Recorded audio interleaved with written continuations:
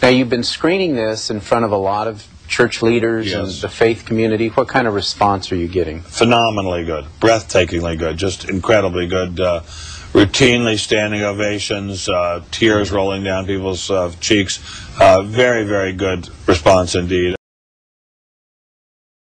Ben Stein's movie Expelled is currently rated at 9% on the movie review site Rotten Tomatoes.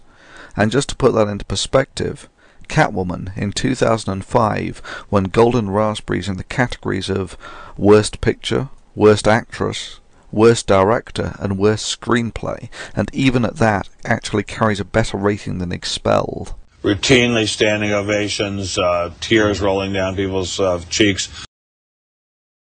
And the father would be off at compulsory work, the mother would have already been gassed, so they would take the child and give him or her an overdose of barbiturates to kill him. And that was horrifying beyond words. And that's where, in my opinion, this is just an opinion, that's where science leads you. That's right. Love of God and compassion and empathy leads you to a very glorious place. Science leads you to killing people. Yeah, good word, good word. Science leads you to killing people. Yeah, good word, good word. It's frankly revolting that Stein found anyone who would agree with such a sickening opinion. A few of the things that science has done for us. Science has extended the average lifespan from about 25 to 70 years. Science has eradicated smallpox, which in the 20th century alone killed about 500 million people. That's about 10 times the military death toll of the same period. The Haber process is estimated to feed about 1/3 of the people on the planet. That's a single scientific discovery which feeds about 2 billion people. The numbers saved by water treatment are in the billions, and these are just a few of the effects that most people are not aware of. Scientific understanding permeates virtually every aspect of our lives. It brings us clean water, ample food, modern medicine, worldwide travel, instant worldwide communication, and so on. After this, it's not difficult to see why Stein's appraisal that science leads to killing people is frankly sickening.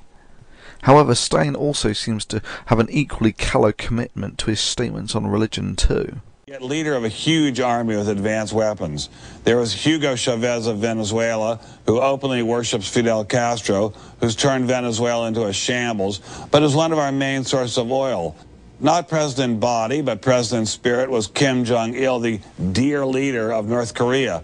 It's the most repressive state on earth, with an enormous military, nuclear weapons, and missiles capable of reaching Japan.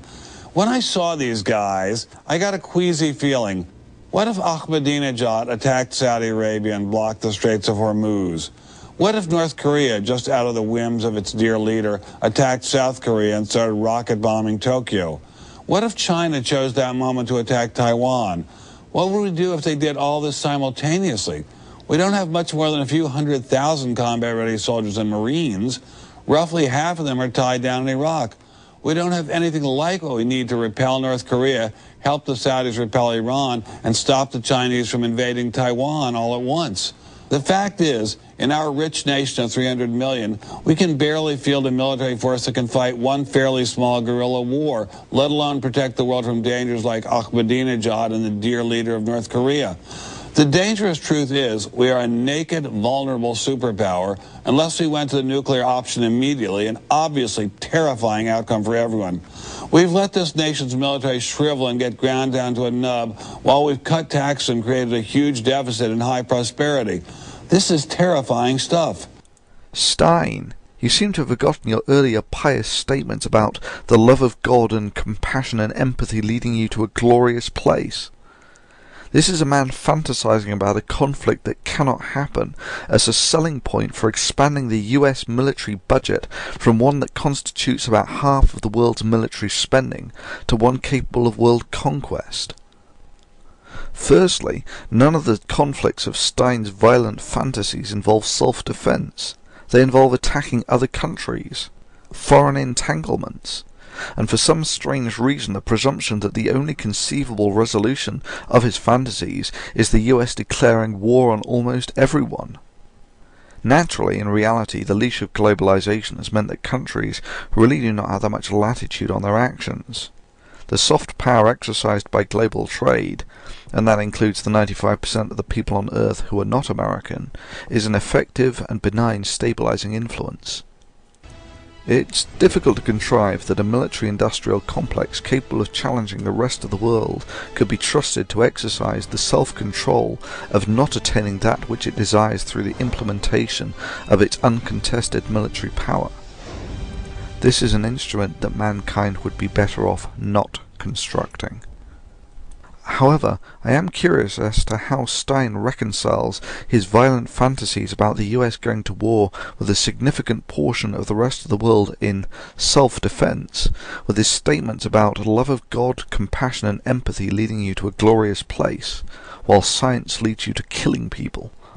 Very much in my heart. I've always questioned Darwinism, because Darwinism leads to social Darwinism, the belief that some races are superior to other races. Naturally, Stein has a very good point here, that populations declaring themselves better than everyone else by some divine order is unhealthy for civilizations.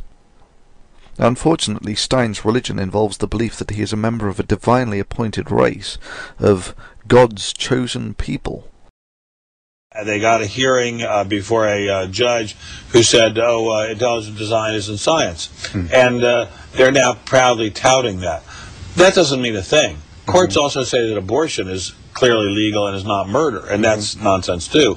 Courts until 1954 said that black people could not sit next to white people in schools. Courts until the Civil War said that black people were just slavery or just chattel like furniture or horses.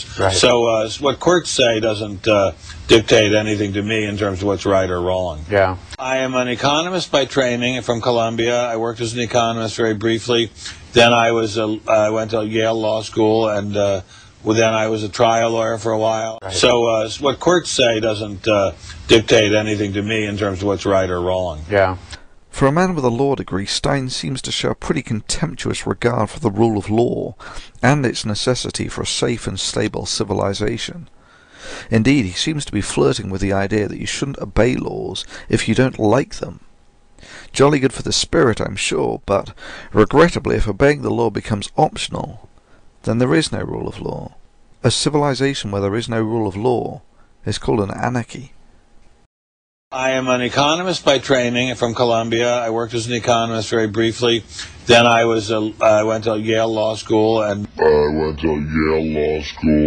But this is kind of you've put your finger on something very scary, which is that there are very few places where more nonsense is spoken than in universities. I mean, universities, which are supposed to be the residual fortress of knowledge and sense, are the residual fortress of nonsense. You know, we've got only a couple minutes left. You've got the floor. Why should people, just talk to the audience there, why should they go see Expelled, No Intelligence Allowed? Because we'd like them to have a vision of mankind as being something other than specks of mud and specks of dirt hit by lightning. We'd like them to have a vision of mankind as having a divine origin. We'd like them to have a vision that they and their fellow human beings are in touch with the divine spirit and that they owe it to themselves. We can barely field a military force that can fight one fairly small guerrilla war to treat other people as if they were part of the divine. We don't have much more than a few 100,000 combat-ready soldiers and Marines, and they owe it to themselves to respect themselves and their bodies. The dangerous truth is we are a naked, vulnerable superpower, as if they were a part of the divine, and to know that they are in touch with the divine spirit in the universe. And gives them hope. Unless we went to the nuclear option immediately, an obviously terrifying outcome for everyone. Good word. You might be a rabbi or a preacher someday. That was good. Thank you very much. Just add it to your list there. Praise from Caesar is praise indeed. Thank you very much. Ben Stein.